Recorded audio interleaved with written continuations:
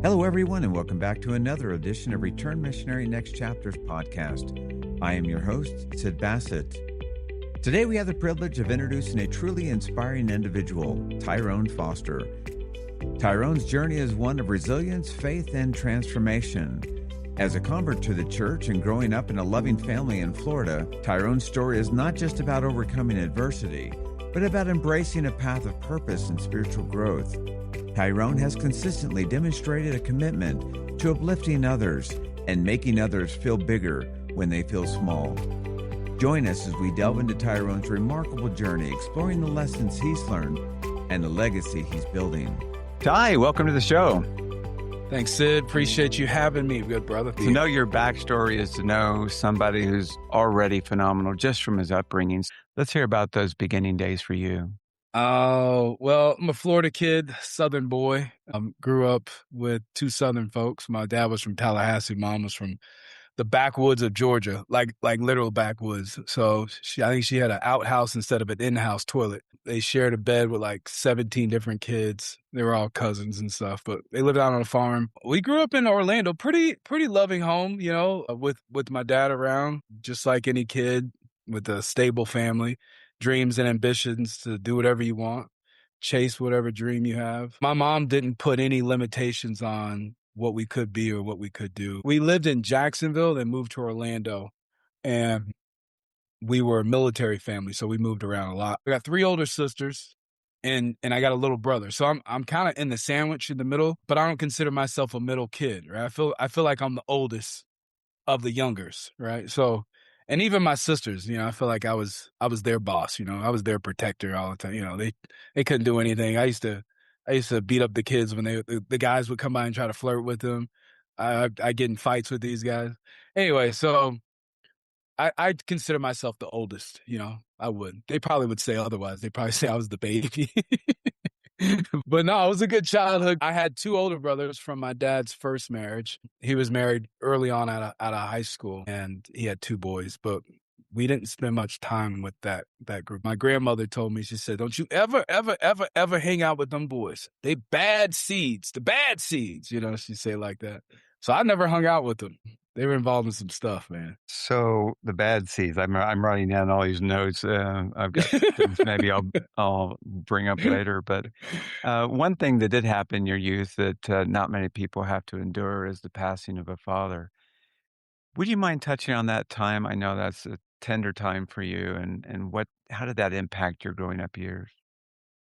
Yeah, I would say I studied in college sociology and psychology, and everything that you read about in the textbooks about growing up without a father in the home is accurate. You know? So from addictions to violence to being around, just how to pick social groups, all of that stuff, navigating difficult conversations, conflict resolutions, you lose a lot of that because you're missing a valuable piece in the home. And so my father, he was in the Navy. He served on the USS Stark, and you know, it's kind of similar, Sid, to what's going on right now. We're escorting and blocking different parts of, I don't know if that's the Persian Gulf where they're at, but my father, he was escorting Kuwaiti oil tankers in the Middle East, and the Iraqis fired 2 Exocet missiles on their ship and killed 37 sailors, my dad being one of them.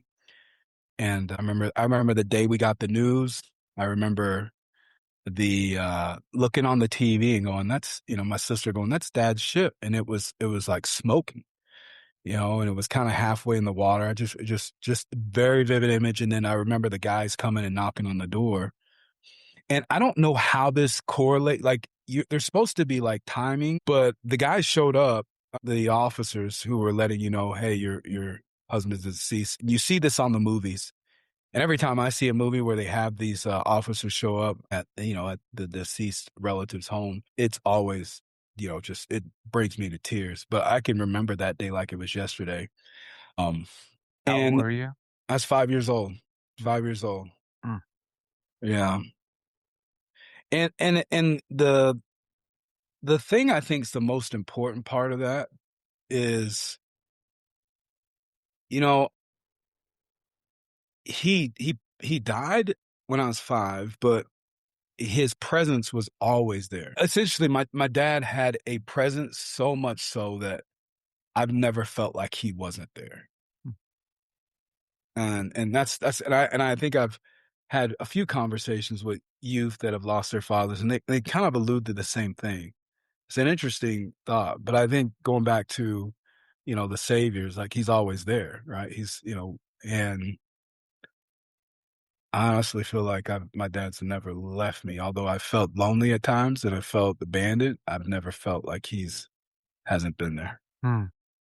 Yeah. I lost my father not as young as you, and as you said, he's always with me, Hmm. and in some ways stronger because he wasn't just with me physically, he was with Hmm. me in my heart always, and I could hear his voice in my head, and I always had that expectation my father stay with me.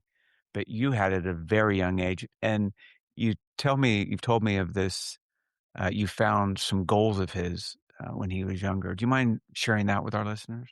I call it the treasure hunt that we have this thing now, the Further Strength for Youth, right? It says in the title, it says it's a guide, and I was just like, that's beautiful to have a roadmap or a guide for your life. And the power, I was trying to convey this message to some of the youth about the power of having a guide. And so for me, like I said, in the textbooks, everything you could think of that goes on with having a father in the home and what that does to society or a home. But what we were going to a memorial service in Jacksonville, and they do this every year.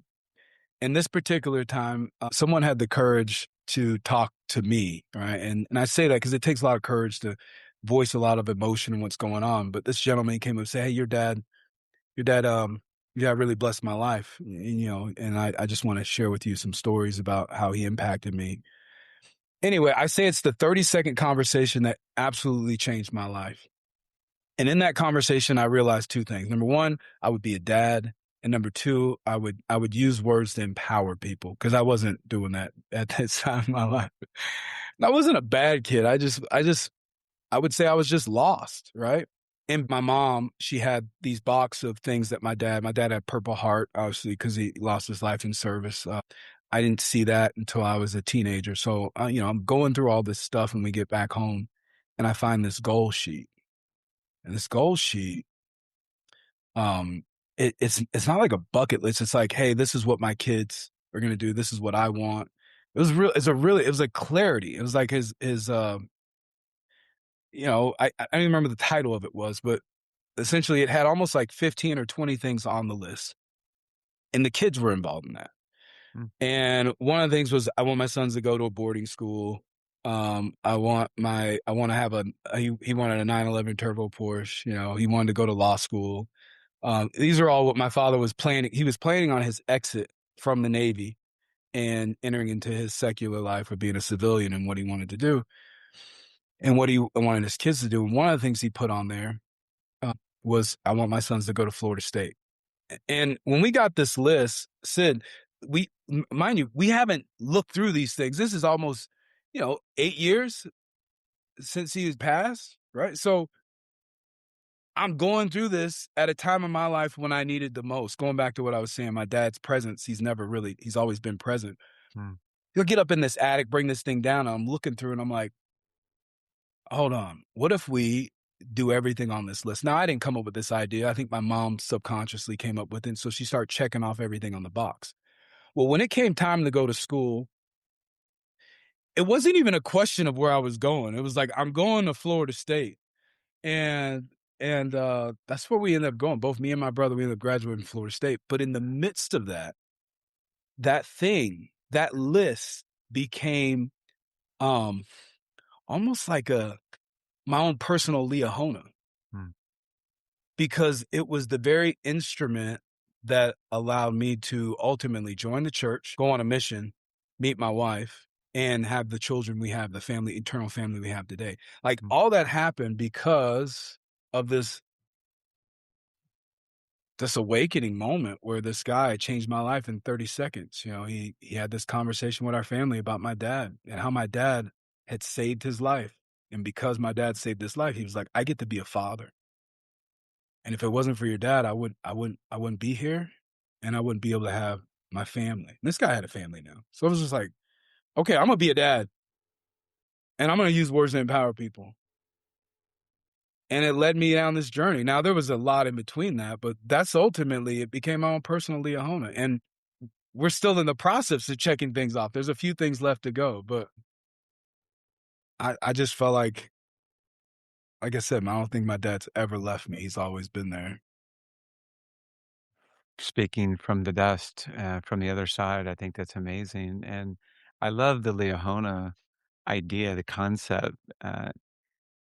This was a message from somebody whose life was saved because of your father, right? His life mattered, it had meaning.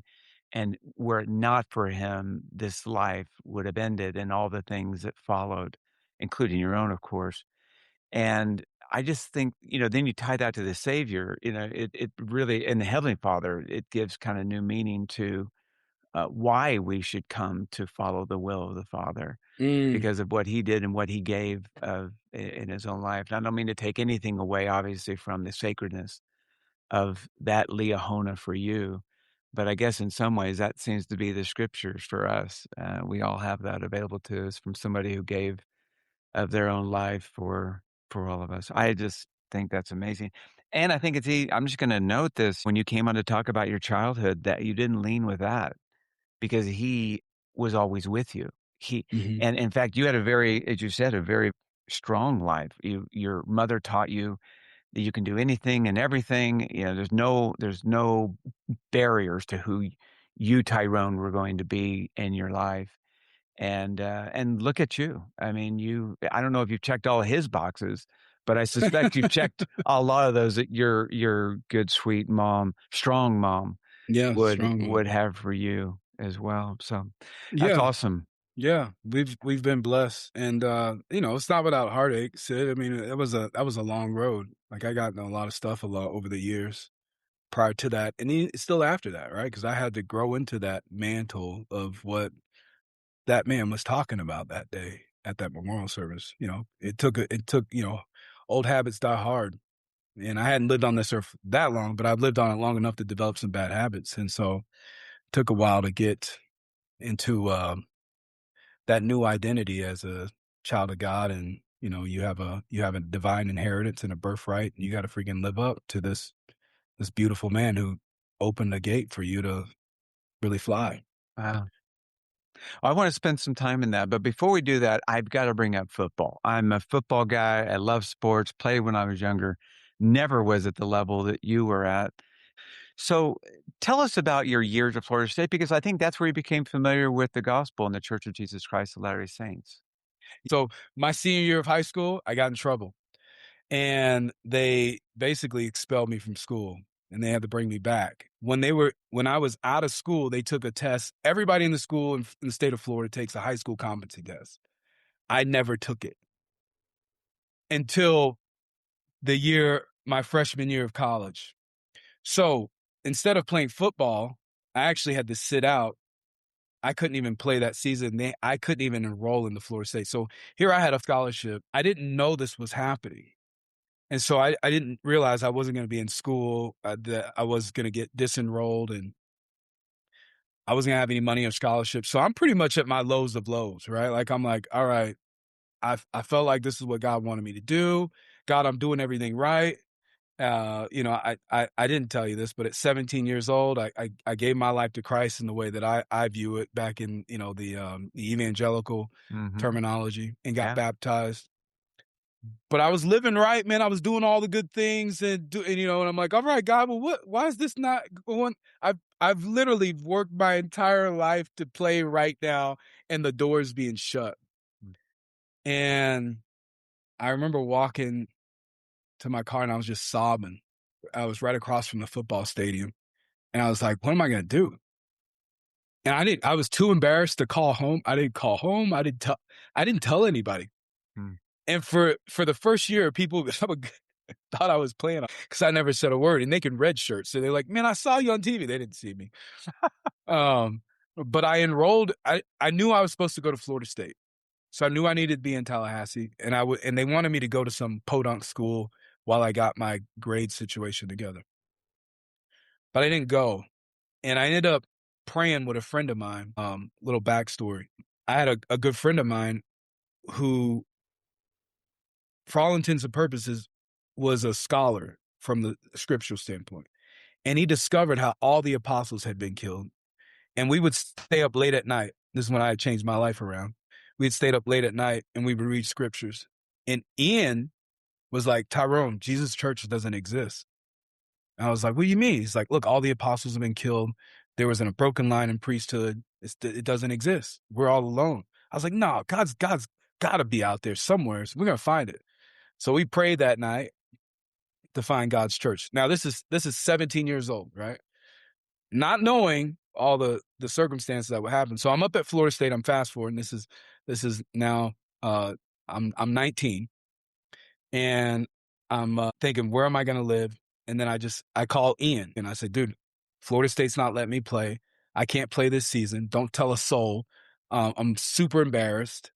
I don't know what to do. I don't have any money. I don't even know where I'm going to go. He's like, just pray. Pray. You know how the scriptures say, I water my pillow by night, right? Like that was me, but I was watering my steering wheel, just sitting there crying. And then I looked up after saying that prayer and I saw a sign for rent. I go over there. Lady's like, I got one room left. Now school started already. Like, this isn't like, this is game time. Like, people are already enrolled. Like, where are you going to go? So the lady says, yeah, I got one room left. I said, tell me the names of the people. Now, I didn't tell you this. She tells me the names of the people. And one of the names of the roommates is named Vernon. And that's my dad's name. So I get so I go in, I say, look, ma'am, I don't have any money. I don't know when my scholarship going to transfer to these community college, but I promise you I'll pay you.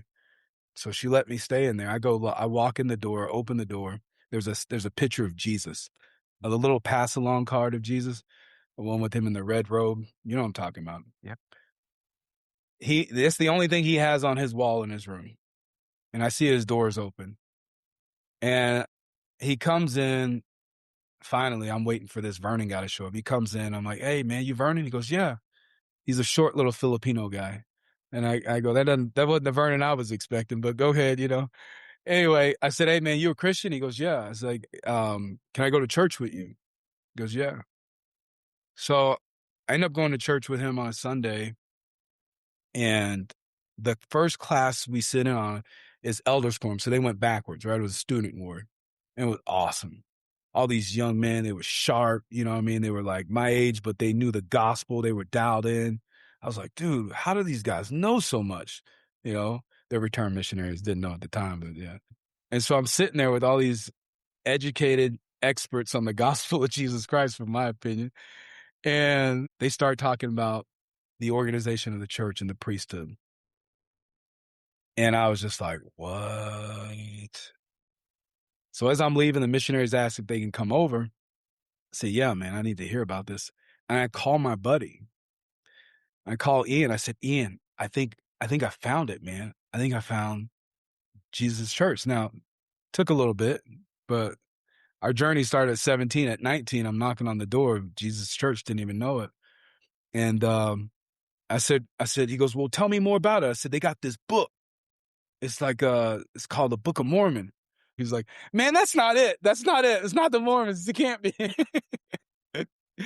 But what a great journey. I didn't, obviously I didn't listen to him. I continued with the message because there were too many things guiding me to this place. And that's why I call it my own personal Liahona, because that list of goals led me to Florida State. And I never even went that seat. I ended up graduating from Florida State years later, but I didn't even end up there. And that door closed so that I can find the church. And then, it was on from then on, man. I was like, all right, what we doing with the gospel of Jesus Christ? Where we going? Who we talking to? That is amazing. And that led you to serving a mission. And I will just tell you straight up, I know a lot of people who are baptized at that 18, 19, 20. And it's a real commitment to decide to go on a mission because that was not in their plan. It wasn't in the plan of their parents, their family, their friends. But you were baptized at the age of 19, and then you went on a mission. How did that go? I thought I'd be in the NFL playing on Sundays, and I was fast enough to do it. I was strong enough to do it. I had the right mentorship, and I had the right pedigree school-wise.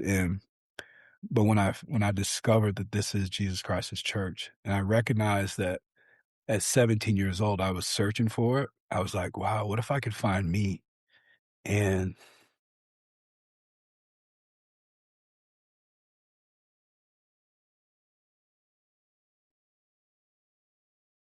if I'm out there by myself looking for this, um, how like how could I live with myself to let the Tyrone down that's just waiting for the gospel? So I was like, look, if football is the path for me, I also had a full ride scholarship, but it had time limit on it because my clock started. And I called the scholarship department. They're like, look, it's going to be gone. Like, you're not going to have any the funding. It won't be there. And so my mom was ticked because I was the first generation of education to get started in our family, right? So to go to that higher level of education. And here I am with the scholarship to do it, and I'm walking away from it.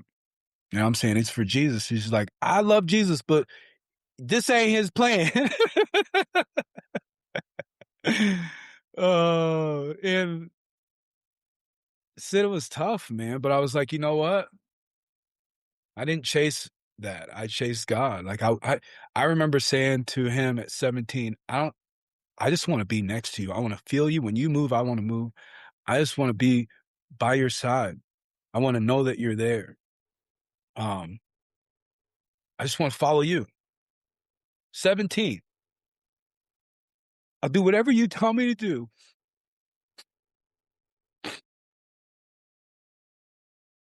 And I dropped a lot of stuff at 17.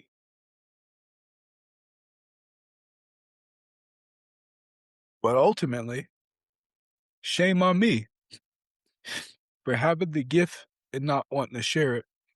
But yeah, I was scared.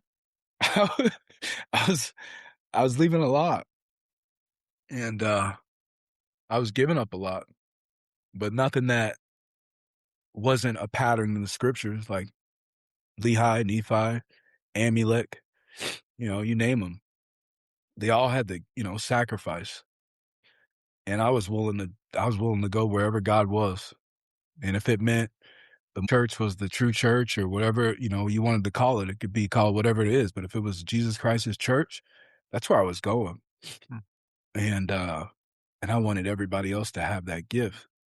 And so I actually put in my papers, I stopped focusing on football and I actually tried to come up with the money to pay for my mission. And $10,000 is a lot, man. And I was in debt and I was like, really wasn't good with finances. I just don't think I had a lot to be working with in the first place. But I got a job at ADT, and it was a corporate job. It's my first corporate job. I felt like a big boy. I had a pager, Sid. I had a pager. You remember those? Yeah. And I sucked at that job. Was that sales? Were you Yeah, selling security? I was selling security. I was horrible at it. And yeah, I was really bad. I thought I was gonna be good. But they said, "Hey, look, we like you. You're a really nice kid, but we gotta move you to a different department," which meant less commissions, which meant I wouldn't hit my goal in time, which meant I was gonna wait longer to go on my mission. And they did it the day that I was supposed to meet with my stake president to give him my plan, And they said, "Hey, we're gonna send you to a specific area out in the middle of nowhere. Just go turn that system on." And so I drive all the way out there, Sid, and this is what got me to go, look, you're going on this mission and this is what the Lord wants you to do. Cause up to that point, I was like, I don't know if I'm supposed to be going. I'm losing this job. They just fired me from new sales to resale, and like, I'm not gonna hit my target. Maybe I should stay in school and just play football. But, I hear it going back to my eyes water my pillow by night, except it was daytime. I was out in the middle of the country, in the middle of nowhere in Tallahassee, Florida. So I wanna make it clear, I'm in the middle of nowhere, okay? And there's this home that has a system in it, and I go to turn it on. They're not there. So they paged me to come over, and they weren't home. So I'm out in the middle of nowhere, very little money, gas, right? And I'm at this point, I'm just really angry with God, with the church, with everything, with myself, because I'm like, I withdrew from school. This is dumb. I did all these things thinking I got this job. I was playing the poor me, right? You know, a wretched man, right? And I just start praying. I was like, God, you promised me, like this is like, why wouldn't this be? This is a good thing. Like, why? And then I have this random crazy idea to knock on the door across the street. There's this big, huge house. And so I said, if I sell these guys, they'll let me back on the big boy team, and then I can get my job back. So I go over there. I go through the spiel, and the guy goes, "Nah, I'm good." And he asked me the magic question. He said, "Why are you doing this?" I said, "I'm looking to go on a church mission. I'm trying to create the funds to do that." He goes, "That's honorable, son." "What church, son? What church?" And I thought, man, we're in the Bible, but if I say Mormons, this guy's gonna beat me down, you know? And I'm in the middle of nowhere, right? And I'm brown skinned in the middle of nowhere. So I said, the Church of Jesus Christ of Latter-day Saints. He goes, "Oh, the Mormons." I was like, "Yep, yep, he knows. I'm getting disappear here." And he goes, "I belong to that church. Did not expect that at you. This isn't Utah, right? So this is like a diamond in the rough." And then he said something that I'll never forget. He said, "You know something? I feel impressed to tell you that I'll pay for your entire mission. And any debt you have, I'll cover that too." And he said, "I want you to do this. Your stake president's my home teacher. You're meeting with him tonight. You tell him that I said this and that, you know, he can send me the bill. But I want you to go home and focus on the spiritual part of your mission." And yeah, it's the thing I believe. I believe we can all be guided. And when we don't feel like we have anything more, just go one more. Wow, that's impressive. That didn't happen to me. Well, it goes Sounds like back you to, were prepared for that. yeah. I think it's very clear to me that God's guiding all of us, right? You know, it's just whether we want to tune in that station or not. Or maybe, I don't, I mean, I think that he says that he's no respecter of persons. So if that's true, it's like, are we all having these experiences and we're just not really conscious, aware of it? So for Yeah. me, it was, but going back to what got me on the mission, said that like right there, that was like, all right, stick of Judas, stick of Joseph, like that was the other nail that was like, all right, brother, you better get out here and go, like move. And so I took that seriously and I was in institute studying, learning about the gospel in every way, shape, or form. And I felt behind too. Like all the other kids, the youth, I felt like they were gonna, you know, run circles around me with the gospel of Jesus Christ. But what I believed was I knew I had testimony of the gospel. I knew it was real for me. And I wanted to find Tyrone out there, the other, that guy who was just waiting, who discovered that Jesus Christ's church is not here and wanted to feel God's love. I wanted to find that guy. And so it was worth it to leave all that stuff behind. And then when I got back, it was all there when I got back too. So that and more. Wow. Scholarships. Even BYU said, "Hey, do you want to come play football out?" And they flew me out. It was Bronco Mendenhall's first year, and he was like, "Hey, you want to come out and play football for BYU?" I didn't end up playing football for BYU, but I ended up going back to Florida State. But my point is that everything that I had given up, I thought I was giving up, I got back in tenfold. Wow. Well, you got a full ride scholarship to celestial training. I mean, That's amazing. That Yeah. is really, really amazing. Well, boy, this is a story I could just stay with for a long time, but this is a story about return missionary next chapters. And so let's get to the chapters after your mission. Can you tell us, you said that when you came back, it was all there, the scholarship, the opportunities, and then you went back to play for Florida State. And then you graduated and you went on to a career. Now, I want to focus a fair bit of time on this career that you're now engaged with. So you had corporate jobs, you lost a job, you now have moved your way into another role and pivoted into this emotional intelligence. Some people may know it as EI or EQ, emotional quotient. I think this is, we're familiar with IQ, not as many of us with EQ. And you've got involved in this with family office work as well. Can you tell us about that? If you're a return missionary and you don't know about this, what would you tell them about this exciting field in which you engaged? Yeah, so we all think about learned behavior, right? Sid, I think I asked you about you riding on a bicycle, the first time you rode a bike, you go, oh, when was that? Do you remember it? Do you remember the first time you rode a bike? I remember my first bike. I like to think I remember the first day I rode that bike, but I absolutely remember the freedom that I felt on that I think it was my sister's bike actually. So it would be deemed a girl's bike, though that's not what we would say anymore. Yeah, yeah, yeah. And so it had the unisex bend to it, and it had a basket and it had a bell. So I mean, it was I was ready. I was ready, and I remember riding that bike and feeling like I was driving a car, a Porsche or Ferrari. I was just because I had freedom, and so that I remember. So you take that experience, that's a learned experience. So the EQ experience of learning it requires not a book, it just requires you to engage with the experience. So you either in a dyad form or a group form, and you're creating an experience that will elicit you to travel into a learned experience and create the emotion in that moment that allows you to look at the reality of like, all right, is that an interpretation or is that fact? So that's the basis of like that emotional intelligence is a learned experience. It's not something you get in the classroom, or you can read about it in a textbook, but the way I share it and teach it, it's in an interactive environment. But how it shapes into leaving into the corporate world, or going from, private banking into the actual, family office space. Well, I worked with a lot of family office early on in my career.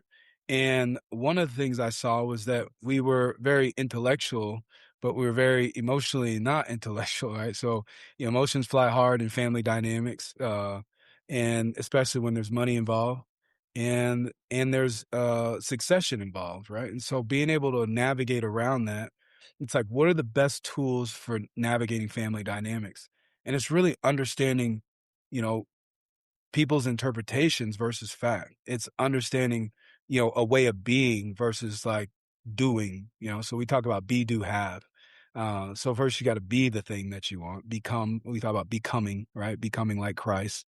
Then the do and the have show up.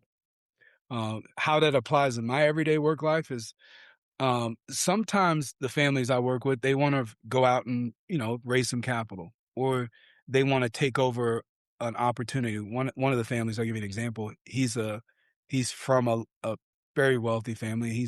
He took some of his family money to start his own fund. But he had the conversations around like, how do I show up in a room? Are people going to accept me? Do people see me as just this guy who's just, wealthy and I'm entitled, or do they see me as someone who's earned my stripes and that's a valuable and have something meaningful to contribute to society? And so what I do is we spend time getting into the psychology of where that story comes from and how to get that story out so they can really be present. Because that's what it's about. It's about being present, what is. And a lot of times we're, myself included, you could be in a meeting but not be in the meeting, right? And it's, well, for whatever reason. But if somebody's going to run a major enterprise and they're coming up with stories that are interpretation and not facts, they can't have difficult conversations, or they tell themselves things that, um it's going to cause massive collateral damage in an enterprise, like that's all EQ.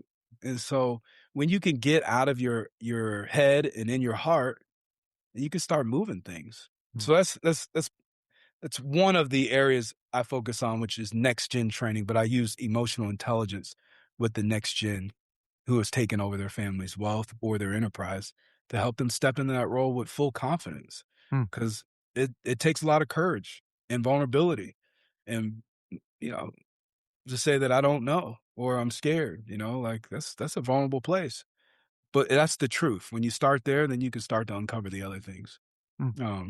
But yeah, it's been fun. It's been a lot of work, Sid, because you're out there doing it with, there's no big franchise or huge flag. It's Camelot Venture Partners doing the deal, right? And my two people, right? So it's three of us total. But I think we're making really good change in the marketplace and we're having an impact with great families and helping them secure their legacy long term. Wow. I've always been fascinated by this. I started in banking. I moved to corporate, so I kind of went the other direction that you did. But I had a brother who was over the family office at Merrill in Manhattan for a number of years. And he used to always tell me, he'd say, the first generation earns the money, the second preserves it, and the third spends it. Yeah. And he would talk about that in a sense that if you're not invested in what you create or produce, you're just going to spend it. It's not going to mean anything to you. It's just going to be wasted. And if you think about your own life and how you became intentionally invested in you because of your father's voice, because of your mother's upbringing, because of these goals that you'd set for yourself, until you became truly invested in you, before that, use your own words, you were lost. I mean, you didn't have a focus or a purpose or meaning at all. And I love this idea of being invested in yourself and taking out the narratives, the false narratives we create in our mind, and freeing ourselves from that to be able to follow the real, honest, pure narratives that can come either from heaven or from our heart or wherever you choose for them to come. Yeah. And then when you let go, then you create wealth, and that wealth doesn't have to be green wealth. It can be a lot of different things. I love that this is what you do. That's a purpose-filled career. And I love that for any of our listeners to think about going into that. It's probably a lot of hard work and it's probably not easy to get through. Yeah. But I'm going to put a link in this podcast. If you could just send me a couple of things where we could point our listeners to learn more about that, about you and your powerful group of three, I really appreciate that. Yeah, I'll send you the website. Right? It's just camelotvp.com, but I'll send you the Okay, great. yeah, the thing that it takes one to know one, right? Like I actually was this is public knowledge, but we inherited a lot of money when my father passed and I grew up with, pretty much anything you could want. And I was the prodigal son. And so I know what it's like, but I didn't have the internal alignment. It was more of like people were around me for my money and wealth, not for who I was as an individual. And maybe they were, but when I'm going back to interpretation in stories we tell ourselves, right? Yeah. I experienced it firsthand. And so going a roundabout way, I took a totally different path, not the traditional path to where I'm at right now, but the path I took helped me sit across the other side of the table and really have empathy and understand the roads that can be traveled with their next gen or with the current, the first generation. Because receiving money for the first time is scary, man. It's like you don't know who your friends are. You don't know. You don't even know you don't know what you're doing. And we had a lot of people steal money from us, from our family, and these are professionals. Hmm. And so I like to tell people, I say, I'm the family advisor. I'm sitting on your side and we gather the team and I'm looking for them because everybody else is, they're for the franchise, but nobody's on the family franchise. Right. So anyway, it's been a learning journey, but I feel like going back to it, like God's guided me. I feel like he's blessed me so much and I want my kids to have the same passion and desire that I have for the gospel and fire. I know they'll get it in their own way, but I'm intentionally creating environments There you where, go. where they can have that experience. Oh. Well, to know you, Tyrone, is to really know the light of the Savior Jesus Christ and to consider his attributes. You really are quite an amazing individual, and one which to be called a friend of yours is to be elevated in stature in so many different ways. Just a couple more questions here as we conclude this interview. Going back to, a 5-year-old you, all right? You lost your father on this earth. You'll see him again, and you've been with him over all these years. If your father could be with you right now and have a conversation with you, what do you think he'd say about who you've become? The first thing that comes to mind is it is good. I know that's simple and short, but I get a chance to play football with my son and throw the ball back and forth. I look at him and I see me and I look at me and I see my dad and I'm like, wow, this guy. That's why I get excited when you're with your boys, Sid, and you're down in Texas. It's just the father-son relationship is so sacred, and we read about it in the scriptures, right? Turn the hearts of the children to their fathers. I think he would say it is good. It's good to see you. It's good to see what you're creating. It's good to see my grandkids. It's good to see my daughter-in-law. And I'm glad you found the treasure. You know, that's what I'm glad you found the treasure. Because what a gift, right? What a gift. Feels like you found everything he hoped you would find, except the Yeah. boarding school. You didn't get the boarding school that I can see in your notes, but I think. Oh, I did. I left that out. That's Oh, a did whole. you? Yeah, You had I the know. boarding school. I love Yeah, it. I went to military boarding school in Oh, right. Mississippi. That's where you. Yeah, Okay. Oh, wow. So you did it yeah. all. You've lived the dream, not just your dream, but the dream of your parents, and that's very powerful and impactful. So as we move on to sort of we ask this question of all of our missionaries. If you could look back at your journey, the wisdom you've accumulated, the mentors who have been a part of your life, the transitions you've made.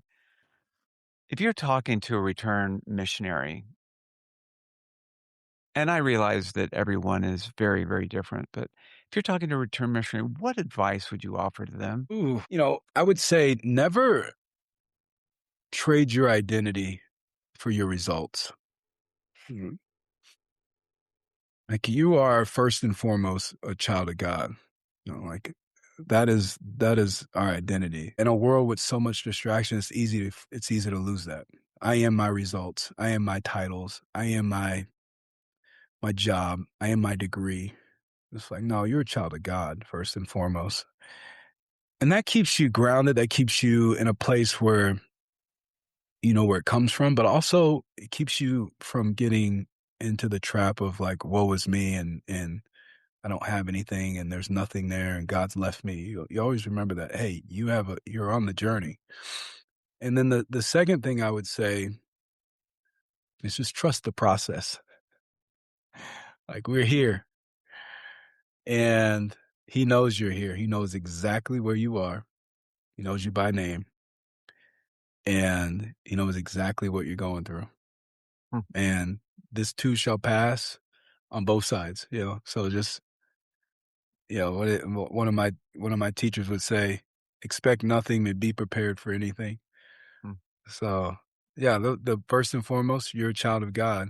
And number two, trust the process. You're gonna have career changes. You're gonna have maybe your path isn't I go the accounting route. Maybe it's not that. Maybe it's a non-traditional path. Maybe you have a spouse that can't have children, for the first 10 years of your marriage, and all of a sudden you have a baby.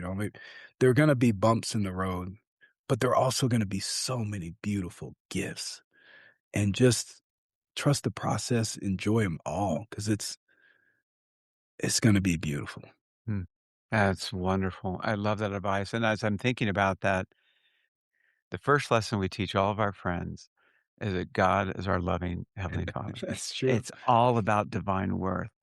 And if you can't get that through, start getting it through because once it passes through your heart portal, once it enters into that, then the idea that your circumstances matter less than your focus, and joy is more about, our focus than it is about our circumstances. And then it doesn't matter if you went to the accounting program. It doesn't matter if you went into psychology or engineering or being an ADT salesperson. It doesn't matter because your worth has not changed and all that. No, that's beautiful.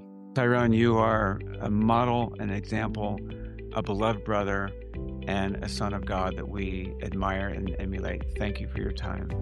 Thank you, Sid. Thank you for being a steward of people's testimonies. This is a gift. You're taking people's stories, their conversion, their mission experience, and you're combining it into a platform that people can eat from it. They can feast on it, So thank you for inviting me to the table. Much love.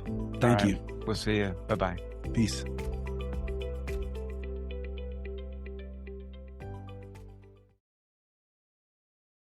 We hope you enjoyed today's program. It is our sincere hope that you gain insights from these lived experiences of disciples of Jesus Christ as you navigate your next chapters in life. We look forward to having you join us each week for the unfolding chapters of our guests. Remember to follow us on Instagram at RMNextChapters for announcements and updates. Also, you can visit us on our website at rmnextchapters.com, where you can listen to each podcast directly or link to your favorite podcasting platform. As always, if you have any thoughts or feedback, we'd love to hear it. Please send them to sid@rmnextchapters.com. See you soon.